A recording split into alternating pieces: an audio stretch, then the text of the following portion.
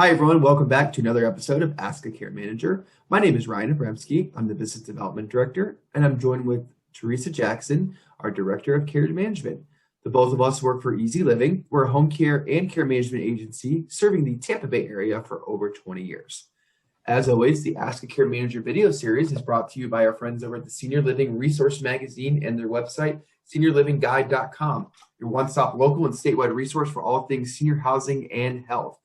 Anything from home care services like Easy Living to assisted living facilities, memory care, senior help, care management services, again, like Easy Living. Check out Senior Living Resource Magazine and their website, seniorlivingguide.com, including this month's issue with our on-demand care coaching article. And as always, they will deliver straight to your house. So give them a call or visit their website and get signed up to receive those magazines each month.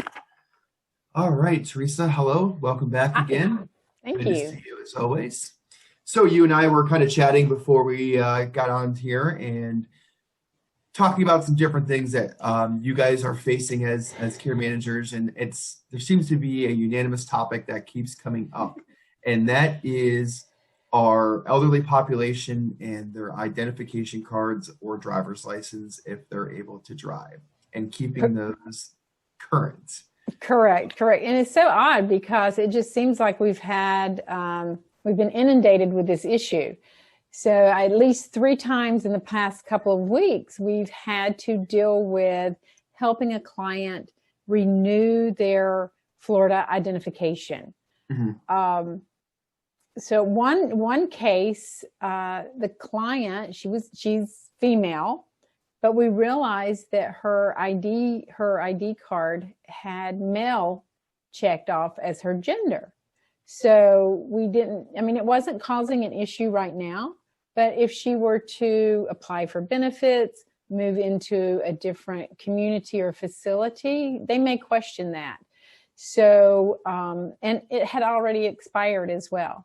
So that is where, we have put out a directive. Now we're reviewing all of our clients' IDs to see that we help them get them renewed before they expire, because a lot of times we can't get the documentation that's needed in order to renew somebody's ID. I mean, it can be very challenging to find the original birth certificate or a certified copy of a 92-year-old person that was born in some other state.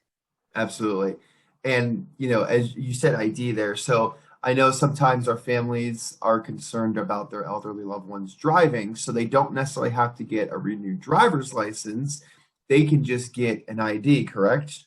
Correct. They can just have that transition straight to a Florida ID instead of a driver's license.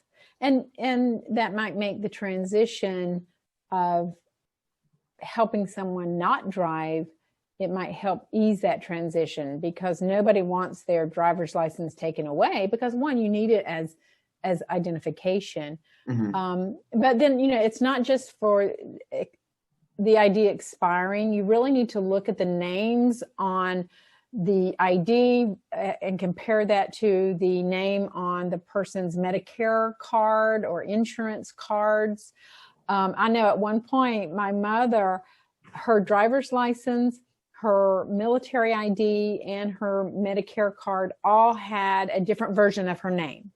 Oh, wow. So it was like, because she goes by her middle name, and the military requires you to have it listed as your first name first. So it was challenging for her to make those changes. And, fortunately she was able to do so, herself.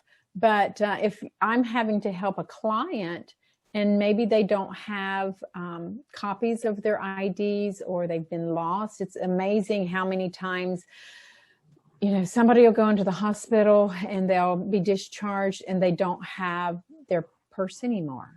Mm-hmm. And that's happened to a client of mine. I was there with her in the hospital. She was being discharged to a rehab facility, and her purse was on the bed with her when I left her. When she got to the rehab facility, it was gone.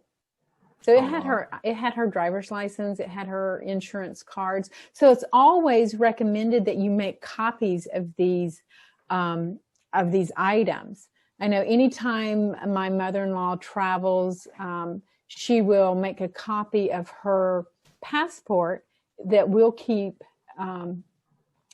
for her in the event that it gets stolen or lost when she's traveling. And then that way she can just contact us and we can help her through that process. So, again, and then where are you storing your documents? And this is not just copies of your IDs and insurance cards. And when you're making a copy of your insurance card, always make a copy of the back side as well, because people need to know that information on the back of your card.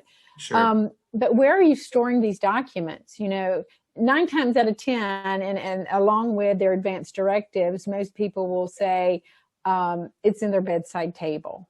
Mm-hmm. So in the event of a flood or fire, you want to make sure that you do store these documents in a secured location, a firebox, a cabinet that's fireproof. Mm-hmm. Now, if you're locking this cabinet, you need to make sure there's multiple, somebody knows where that key is. Right. So again, Absolutely. yeah, because if you need it, it's not going to be Monday through Friday between 8 and 5, and you can contact your attorney for the extra copy, or your doctor's office. It's going to be on a Saturday night. Nobody's available. And it probably wouldn't hurt too to have one of if one of your loved ones outside of your home, maybe like an adult child or something like that, to maybe have a copy of some of that stuff too, so they have it for their reference. Correct. If for some reason something happens to the home and everything, God forbid, gets destroyed, at least a family member outside of their residence will have access to their documents too. Correct. Just because you're giving a loved one or the person you designate as your healthcare surrogate or power of attorney copies of those documents to hold on to, does not mean that, they're necessarily going to be acting in that capacity at that time. It's always good to make sure that those documents are available, including when someone's discharged from the military, hunting down those documents can be very, very challenging. Life insurance policies, make sure all that information is safe and secured and somebody knows where that is. If you have a pre-need burial policy, something to that effect, make sure somebody knows where that is in case you no longer have the capacity to say, hey, it's in the top filing cabinet in the closet and here's the key to get in. Absolutely. And I think one thing to kind of circle back on checking your IDs, because I know you said there was some issues with like the names and the gender that was identified, but I know I've run into it with some past clients that their birth date was actually incorrect. And you mentioning that some of these elderly individuals have 80, 90-year-old birth certificates, and I know sometimes there were some issues with the correct dates and stuff back then. So definitely, I think, make sure that the dates match your birth certificate, even though I've seen this too before where, on their birth certificate, the birth date was wrong, but, they have to go by what's on the birth certificate. So exactly. Well, that happened to my great aunt when my sisters were helping her get all of her papers together. And I don't remember her birthday, but let's say it was January 1st and, 2020 or 1920, and it was wrong. She had always thought that date was her birthday, but they actually had to get a copy of her birth certificate, and it was like a couple of days off. So, the date that she always thought was her birthday was not actually correct. So that, and again, very good example. And two, like when someone needs to fly, you have to, if you're going to be taking a trip, you need to make sure that your ID has not expired. We had a client that we had to really jump through some hoops because we were moving him from out of state to Florida to be closer to family, and did not have his driver's license had expired. Yep, they definitely won't let you fly without that nowadays.